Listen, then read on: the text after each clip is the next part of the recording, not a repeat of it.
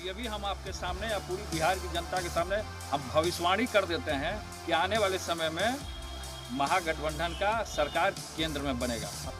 तेज प्रताप यादव अपने बयानों से हमेशा सुर्खियों में रहते हैं।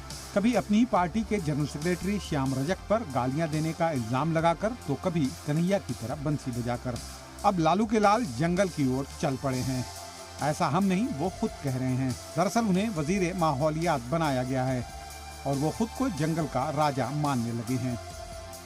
अब पिछले समय में भी जब हम मंत्री रहे, स्वास्थ्य मंत्री रहे, तो एक डॉक्टर सबका बुखार छड़ा दिए, हर एक तरीका। अब हमको मिला है कि भाई जंगल का राजा बनना है, पर्यावरण विभाग मिला, सब जगह पेड़ लगाना है, वृक्षारोपण करवाना है।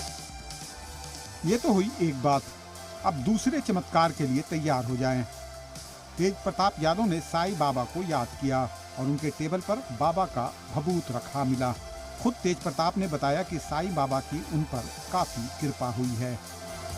हम जैसे ही अपने केबिन में आए और देखे कि बाबा की ये 2 उदियां यहाँ पे रखी हुई है, तो ये मेरे को देख करके एकदम अद्भुत लगा कि ये चमत्कार हो गया मेरे साथ। तो ये बाबा का और शिरडी बाबा का, कृष्ण भगवान का, महादेव का, सबका चमत्कार है कि यहाँ तक उदी हमको पहुंचा बाबा का। 3 दिन पहले भी तेज प्रताप सुर्खियों में थे जब उन्होंने अपनी पार्टी के जनरल सेक्रेटरी श्याम रजक पर गाली देने का इल्जाम लगाया था, जिसके बाद श्याम रजक बेहोश हो गए थे और उन्हें अस्पताल में भर्ती करवाना पड़ा था। रह रहकर लालू के बड़े लाल कमाल करते रहते हैं। ब्यूरो रिपोर्ट, जी मीडिया।